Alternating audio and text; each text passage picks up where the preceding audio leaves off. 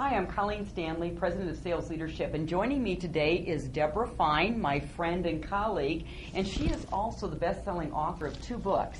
The first is The Fine Art of the Big Talk, and the second is The Fine Art of Small Talk. And we're really privileged to have Debra joining us today. She'll never brag about herself, but I've got to read this because I can't even remember all of her media appearances, but she's been on CNN, The Early Show, The Today Show, NPR Morning Edition, and Fox Business News. So she agreed to help us out today, discuss what she does for a living, and it's helping people improve their conversation skills and networking skills. So Debra, welcome, and tell us, you're an engineer by training and education. How did you get into the conversation networking business? Well, and let me add to my media appearances, I'm with you today and I'm thrilled. So thank you, Colleen, for having me. So when you don't know how to do something, which is I didn't know how to do it, you can come from the perspective of I don't know how to do it, so I'm not going to do it. I'm an engineer, I'm not supposed to be able to do it. Or you can do what I did finally at a very late stage in life, and that's learn how to do it and say, I don't have to be born with the gift of gab like Colleen Stanley.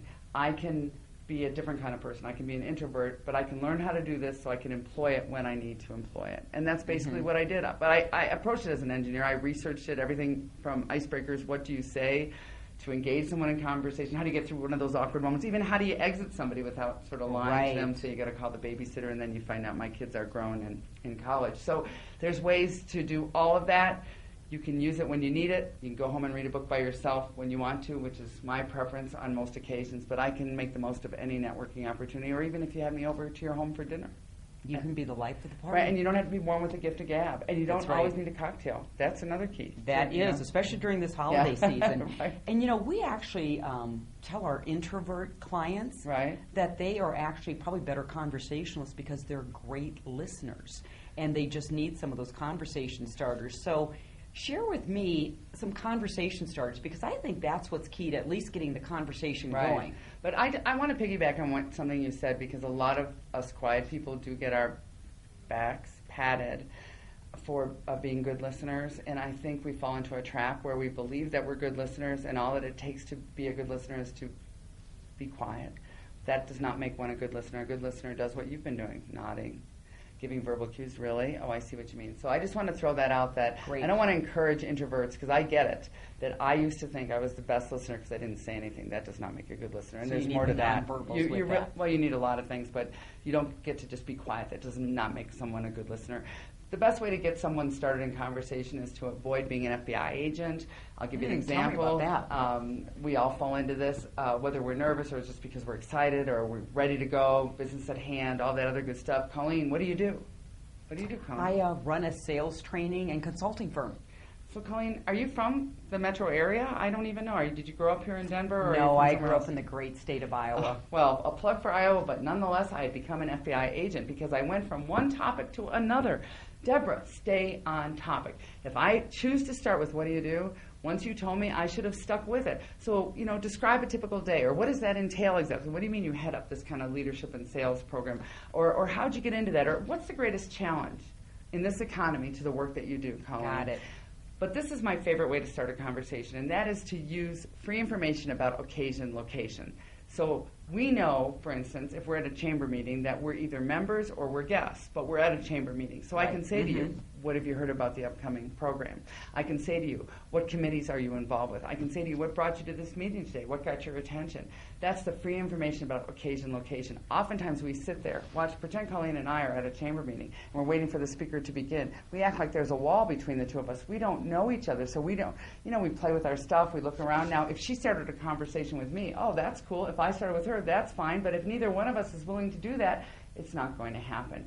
It's up to me to turn to you and say, what brings you here, or something along those lines. But that's my favorite way to really get started. Right. Do you want to location. So occasion, location. Free information based on that. Free information. Right. That's the free information that we have. But one of my favorite ways to get to know somebody, because the real goal is to build a business friendship. All things being equal, people do business with their friends. All things not being so equal, people we call still it likability. Right. And that's, you teach that. Let's face it. I can buy from two different sources. You can solve my problem. You can solve my problem. But who's going to give me the good feelings? And that's who I buy from. Whether that's legitimate, whether that's fair, is absolutely irrelevant. So what I say is build the business friendship in an authentic, sincere way. That is not to say, oh, Colleen, that jacket, I mean, it just really flatters you and the color is, okay, enough with the schmoozing, all right? And it obviously is true, but that's not a good way to go, I don't think. What I like to say to people to get to know them when I'm waiting for the check at lunch, when I'm sitting and waiting for the board meeting to begin, when I sit and visit you once a month at some association event, is to say to you, what keeps you busy, Colleen, outside of work? Because my goal is to get to know her a little bit outside of work without asking her anything personal, such as, are you married or do you have kids? I find those questions out of bounds. So what keeps you busy, Colleen, outside of your business? Gosh, when I have my free time, I enjoy hiking, and I can curl up with a great book. And really those are, and then, obviously friends in that. I'm pushing the book. But no, actually, I really do love, hiking outdoors, working out, skiing, and then, like I said, curling up by a fire with a great book. So I might ask you, in Iowa, do they have much skiing? Or I would ask her, to recommend a good book to me. But I've been able to go down an avenue that the work conversation just keeps me away from. And yet, it's an open enough question, what keeps you busy outside of work, that it's not too personal. I have found great success with this question, and that's why I'm giving it to you for free today. But it's really the best way I know to get to know somebody. Right, really. And we can all memorize that question, and then pretty soon it becomes natural. Now, here's one you mentioned earlier. How do you get out of the conversation? Right. And because we all know if you go to network, if you, I don't want to be a drive-by networker. Hi, FBI agent. Right. But at some point the conversation needs to end because that's the reason I came. Any tips? And that's a really good point, because oftentimes we don't leave people for two reasons, primary reasons. One is, I can't leave her. She seems so nice, or she's a potential client. She might feel abandoned, so I'll just stay here for the whole mingling period until it's time to sit down, because that feels bad. Or the reason I don't leave her is she's so easy to talk to. I mean, I'm a big reader as well. I love the outdoors. We have so much to talk about. Why would I ever leave someone who's in the same industry I am, who's after the same decision makers I am, who talks the same jargon as I do? Why would I leave this comfort zone and talk to any of you strangers out there who might reject me? So I hang here the whole time. We all fall into that trap. So my suggestion is, first of all, if you can, give what I call a white flag. A white flag is what they use in car racing. It indicates to the driver that there's one more lap, and then this is over.